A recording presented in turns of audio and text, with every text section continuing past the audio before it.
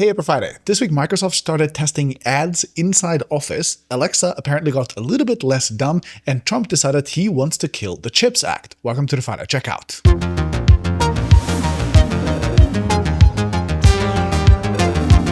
This video was sponsored by Ground News. Okay, for my first story of the week, Microsoft just started testing Office for free, but with ads. Specifically, the Indian outlet Bebomb found a free version, and it looks exactly as you'd expect. You get a desktop app on Windows with ads in the sidebar that you can't close. From the examples that I can see, the ads are at least for Microsoft's own services like Clipchamp, and also a free Windows feature that is called Read Aloud that lets you listen to your documents. So at least for now, it's not like ads for gambling or something, but of course this is a slippery slope.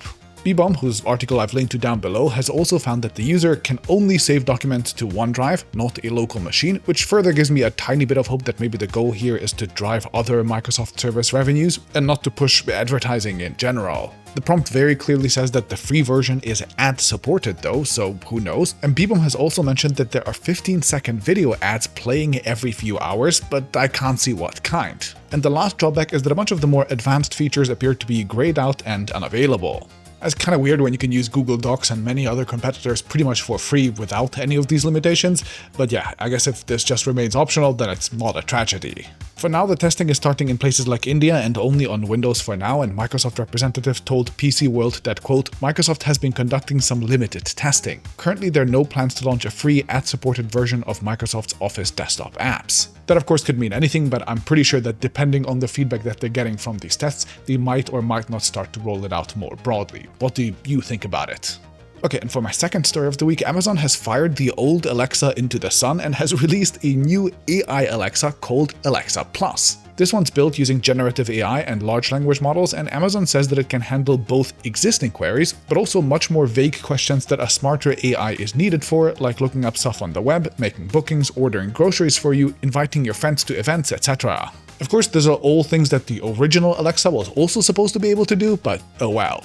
Alexa Plus costs $20 a month standalone, but it's free if you're an Amazon Prime member, and it's rolling out in early access next month. One interesting thing is that Alexa Plus is also model agnostic, meaning that it uses multiple LLM models, including its own, but also Anthropic's Claude is a huge part of the system too, and given that Amazon has poured $8 billion into that AI company so far, that makes sense. That sounds a bit like how Apple Intelligence, for example, uses both their internal models and then also it reaches out to something like ChatGPT, for example, except in the case of Alexa, it reaches out to something that Amazon has invested into. I really don't see anyone paying $20 a month for a smarter Alexa, but they do have these devices in over 100 million homes, plenty of which have Prime subscriptions as well, so maybe this is something.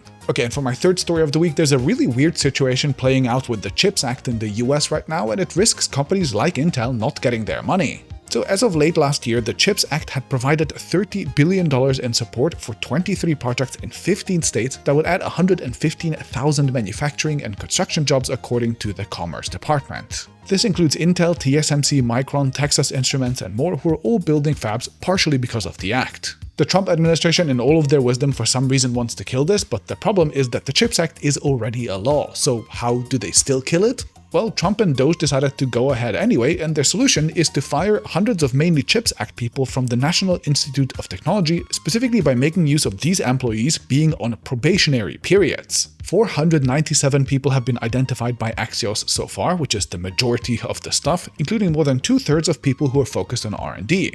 These are the people who, among other things, check and certify that companies like Intel have actually met requirements to receive money before they're actually given their payments. And firing them is presumably an easy way to stop or at least very much slow the program without actually having to touch the law. On the one hand, that is very clever, but on the other, I feel like I'm congratulating someone for successfully shooting themselves in the foot because the CHIPS Act was really successful. But hey, maybe that means that the rest of the world can get more chip fabs now? Anyway, moving on, we have what is probably the most interesting release monitor in the history of the Friday Checkout, starting with the Clicks keyboard coming to Android, and specifically to the Pixel 9 and 9 Pro, the Galaxy S25, and what is probably the coolest, the Moto Razr Plus. This means you can now bizarrely use that flip phone closed as a proper phone. This definitely has the creative touch of Michael Fisher, aka Mr. Mobile, all over it, and I kinda love it. Next, the Japanese firm Sigma announced the BF, which is a super minimalist full-frame camera with a big touchscreen and no SD card slot, but 230 gigs of built-in storage for $2,000. You either love it or hate it.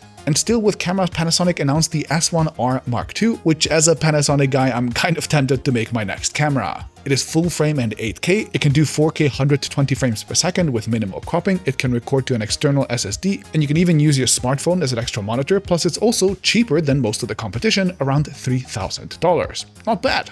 Then the repairability-focused framework company launched their new desktop designed around AMD's new and powerful laptop-focused Ryzen chips. You still get swappable modules in the usual framework fashion, and also this cute fun plate that you can easily customize, though sadly there's no swappable RAM due to chip limitations. And meanwhile, there's also a more budget-focused Framework 12 laptop with a 360-degree hinge, a touchscreen, and even pen support, primarily for education. I kind of dig the design.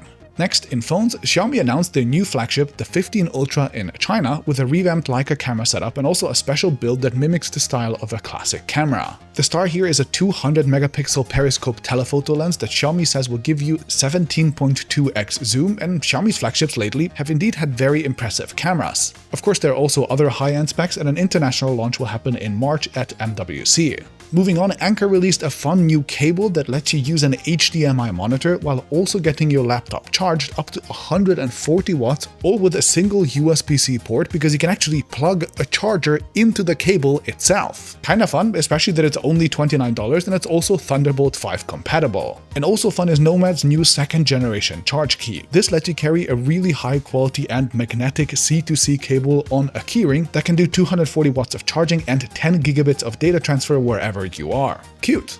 All links to new products as usual are in the description, and now onto the brief, which starts with Nvidia. The company announced earnings and showed that the AI party somehow still keeps rocking as it beat revenue and profit expectations as well. Its revenue is $39 billion, which is up 78% from a year earlier when AI was already booming. And meanwhile, the company also teased that their GTC conference will be in March, which will bring many new product updates. Then, also in chips, Amazon announced that of course it too has built its first quantum computing chip. It's called Ocelot, and it joins the announcement from Microsoft and Google over the last 2 months. This one claims to have 5 qubits that store data, and also 4 additional qubits to detect errors on the data qubits. Okay. And in even more chip news, Intel has announced that its next-generation high-NA EUV machines from ASML have reached a throughput of 30,000 wafers per quarter, and that they are about twice as reliable as earlier models. Instead of 3 exposures and about 40 processing steps for a lithography sequence, the new machines just need 1 exposure and a single-digit number of processing steps. That sounds like great news for Intel's upcoming 18A manufacturing process, which is going to use these. That is supposed to come out very soon, and it needs all the good news it can get. And in more good news, the terribly named EU Telset has successfully tested working 5G beamed from a satellite straight to a standard smartphone. They technically beat the likes of Starlink to this, which still needs special equipment. They are a European company in partnership with MediaTek and Airbus, and while this is an important milestone, they of course also have way fewer satellites up than Starlink for now. Anyway, still in Europe, Apple finally rolled out Apple Intelligence in the Union with the beta of iOS 18.4, while a full rollout is expected later in April. And meanwhile, in the US, Apple has unveiled that it will spend more than $500 billion over the next 4 years. This includes commitments to buying US-made chips, hiring 20,000 new employees, and more. Now, at some point, I'll make a whole TechAltar video about just how cleverly phrased this press release was and just how tricky Tim Cook in general is, because it really lets anyone read anything into it that they want. And that's exactly what you can see happening on Ground News. They have collected hundreds of sources covering the story, and they neatly categorize them so you can see the various narratives. Select sources from the right, for example, and you'll get publications claiming, quote, how Trump's tariff threat made Apple jump. That's a publication owned by Barry Weiss, by the way, as you can see right on the label. Or take the Gateway Pundit, for example, who focuses on this announcement being made after Trump met with Tim Cook. The message is clear. But move on over to the center, and the Observer, for example, claims, quote, why Apple's $500 billion manufacturing pledge isn't that unusual. Okay, that's different. In a time where seemingly everyone is trying to get you to buy into their version of basically every story, it's really important to see multiple narratives and to decide for yourself in a really informed manner, and Ground News really helps with that. It's a website and an app that shows you the political affiliations of the sites that they aggregate, plus also how factual they are based on 3 independent news monitoring organizations and even who owns them. So for example, take The Observer, which we've just talked about. Very high factuality, center-leaning, and owned bizarrely by Joseph Kushner. That is the grandfather of Jared Kushner, the husband of Ivanka Trump. That's fun to know. Ground News even has a blind spot section that shows you the news stories that were mostly covered by only one side of the political spectrum. And best of all, I'm currently offering my viewers 40% off the Ground News Vantage subscription, which is what I use to access all of their amazing features. Go to ground.news/Friday checkout, or click the link in the video description, or scan the QR code on screen to subscribe for less than $5 a month. I'll see you next Friday.